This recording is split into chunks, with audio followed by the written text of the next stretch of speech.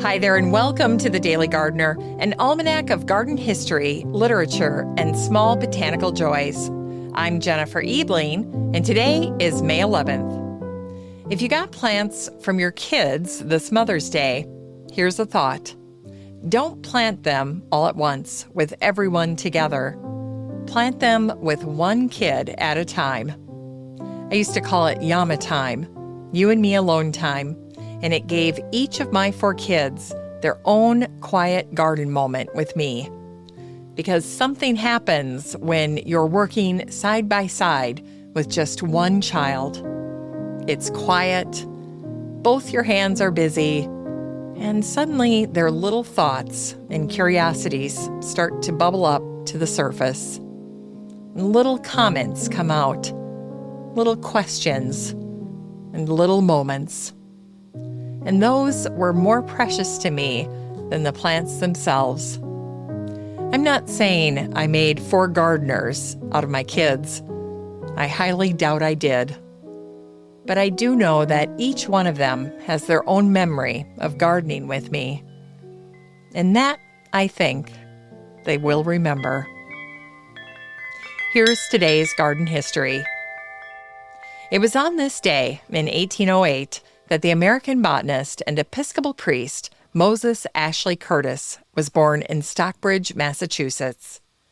Moses came from a long tradition of clergymen botanists, men whose parish rounds made plants as familiar as congregants.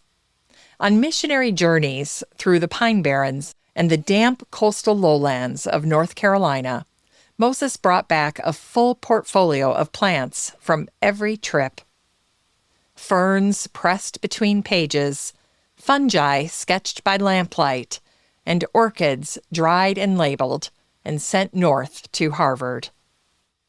When his academic peers started acknowledging his expertise, Moses remarked, "Nothing surprised me more than to be called a botanist at first. Although I had accomplished the survey of the flowering plants of the state, I still felt that I was comparatively not a botanist."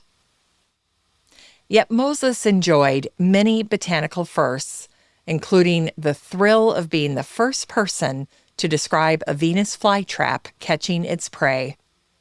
It was a little bit of being in the right place at the right time, because it just so happens that most of the world's wild Venus flytraps grow within 75 miles of Wilmington, North Carolina. In an 1834 paper about these carnivorous plants, Moses noted the function of the hairs, the digestive properties of the leaf, and the mucilaginous fluid that seemed to dissolve insects. He wrote, "It is very aptly compared to 2 upper eyelids joined at their bases. Each side of the leaf is a little concave on the inner side, and there are placed 3 delicate hair-like organs in such an order that an insect can hardly traverse it without interfering with one of them when the 2 sides suddenly collapse and enclose the prey with a force surpassing an insect's efforts to escape. The fringe, or hairs, of the opposite sides of the leaf interlace, like the fingers of the 2 bands clasped together.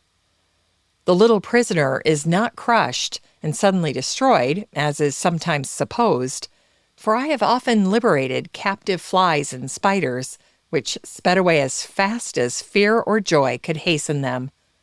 At other times, I have found them enveloped in a fluid of a mucilaginous consistence, which seems to act as a solvent, the insects being more or less consumed in it. It is not to be supposed, however, that such food is necessary to the existence of the plant, but, like compost, may increase its growth and vigor." During his lifetime, Moses also became the foremost authority on North American fungi, a field most botanists wouldn't touch.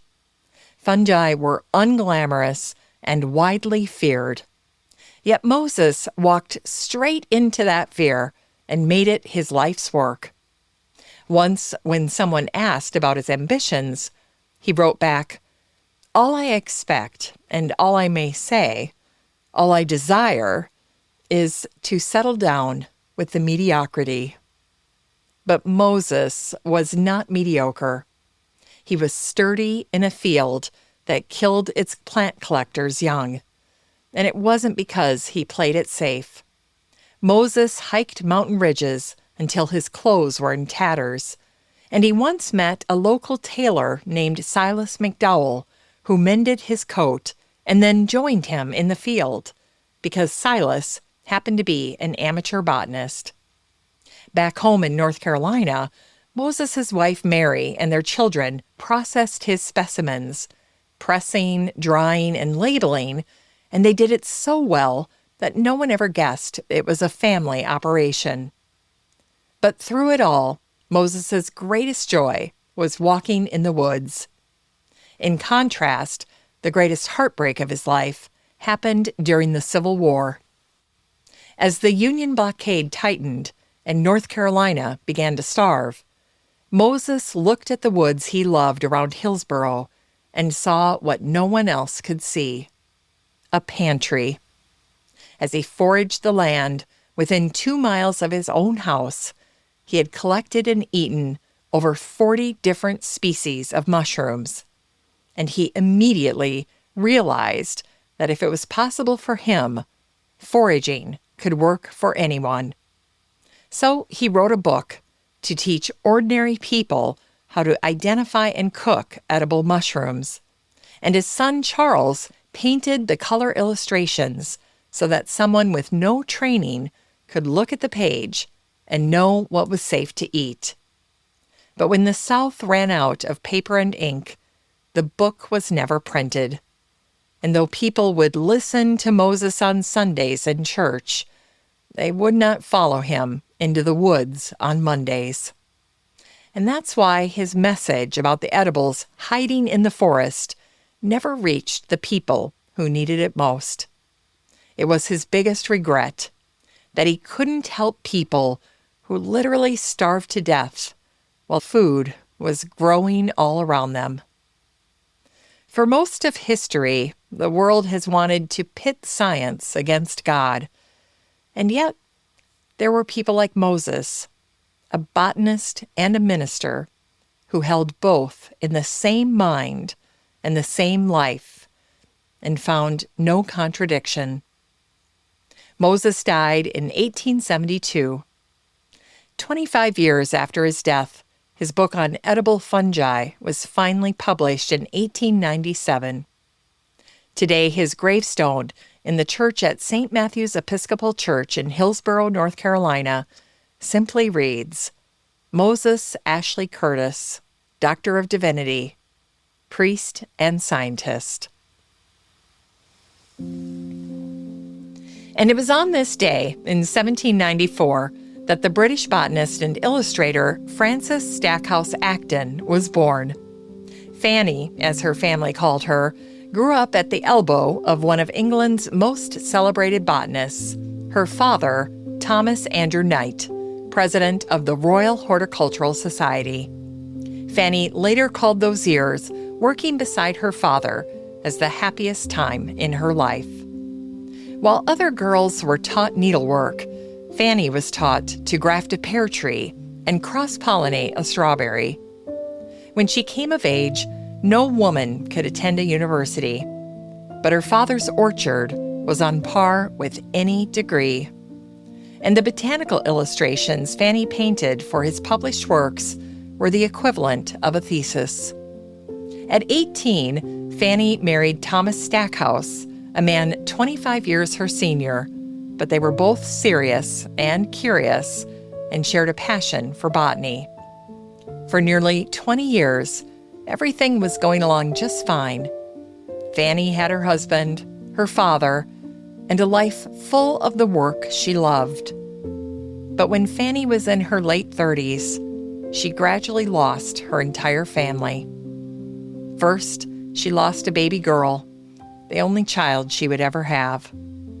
Then her mother-in-law and her husband died within about 12 months of each other. and the final blow was losing her dad, the man who gave her a love for nature that would last her entire life.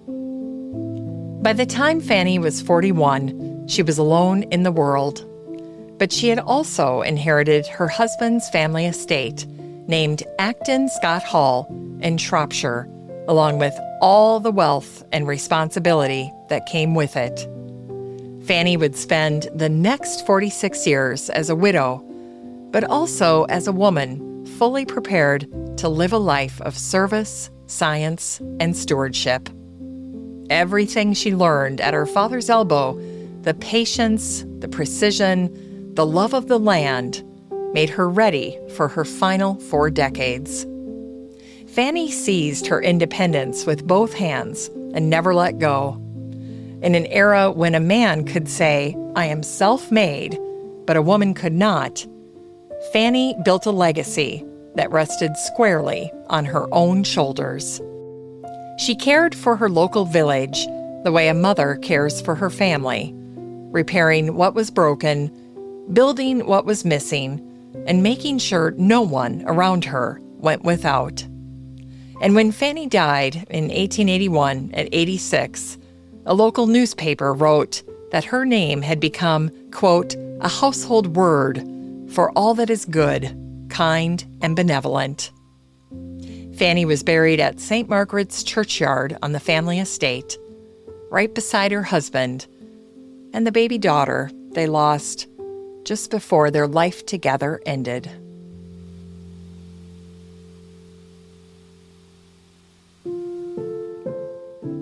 In today's Unearthed Words, we hear an excerpt from the Irish novelist William Trevor, born on this day in 1928. William wrote about quiet lives and missed chances. In his work, gardens appear again and again, not as decoration, but as memory and inheritance. In William's 1988 novel, The Silence in the Garden, an old Irish estate is set inside a landscape William knew by heart. In the book, William wrote, "The high white gates stood open at the head of a sunless avenue. Moss and cropped grass softened the surface beneath the horses' hooves, making our journey eerily soundless. Beech trees curved their branches overhead. The shiny leaves of rhododendrons were part of a pervading greenness." Although William spent most of his life in Devon, his imagination never left rural Ireland. And William kept returning to it again and again, just to simply be there once more.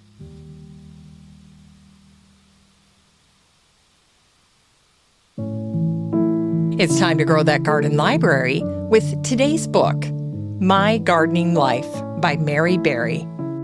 It's Mother's Day week here on The Daily Gardener, and that means that all of this week's book recommendations are devoted to garden stories about care, inheritance, teaching, and the quiet ways gardening is passed from one generation to the next.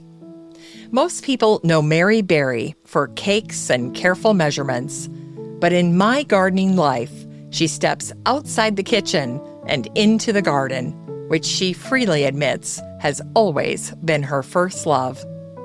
This is not a technical manual. It's a memoir of seasons, about childhood gardens, about the solace of tending plants while raising a family, and the steady comfort of returning to the soil after life's disruptions. In the opening pages, Mary wrote, "As a child, gathering things in the wild is my first real recollection of enjoying plants and flowers. We used to go primrosing in the spring, and often my grandparents would be there.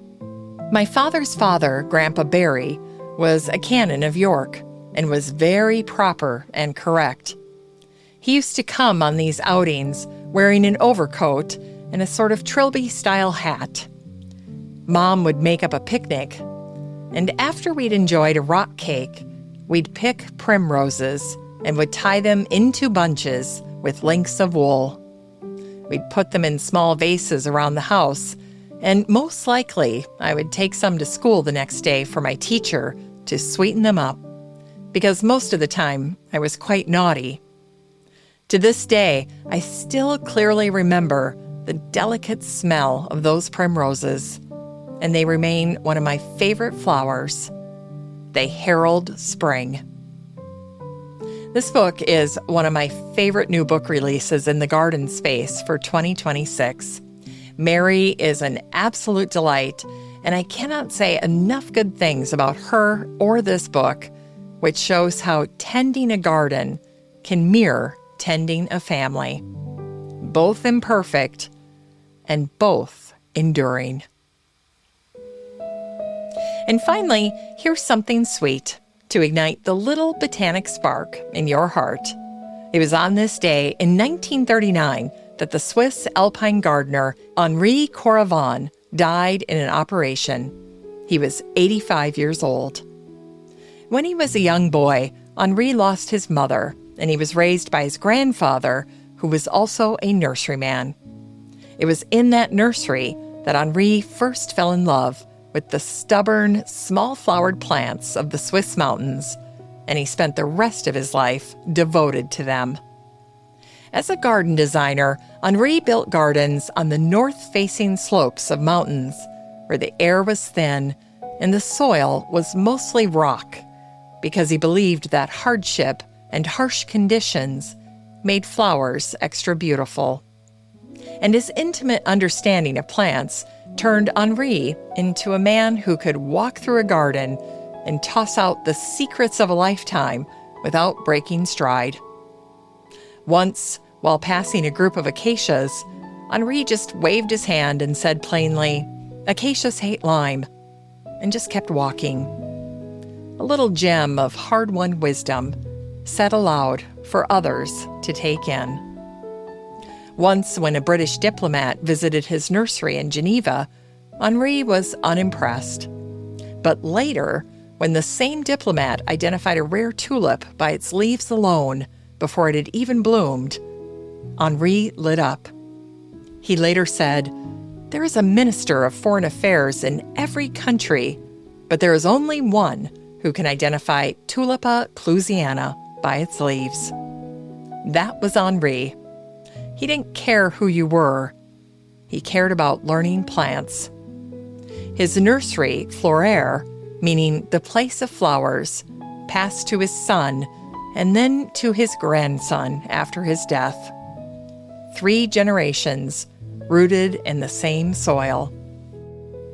In his final years, Henri began to go blind. He had spent 85 years seeing what no one else could see, the rare alpine plants that everyone else walked past. Losing his sight was a loss Henri could not bear. So he went in for what should have been a straightforward operation to help him see again. But it did not work out that way. A former student from his nursery later wrote to colleagues in America about his surgery. He wrote, "He went to sleep happy in the thought that he should see again, that he should again see his beloved flowers, and he did not awake."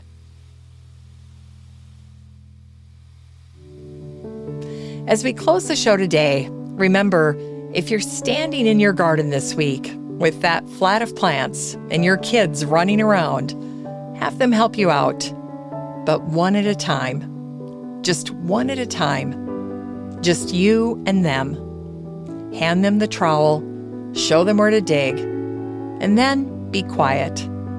You'll be amazed what comes up. And I don't just mean the plants. Thanks for listening to The Daily Gardener. And remember, for a happy, healthy life, garden every day.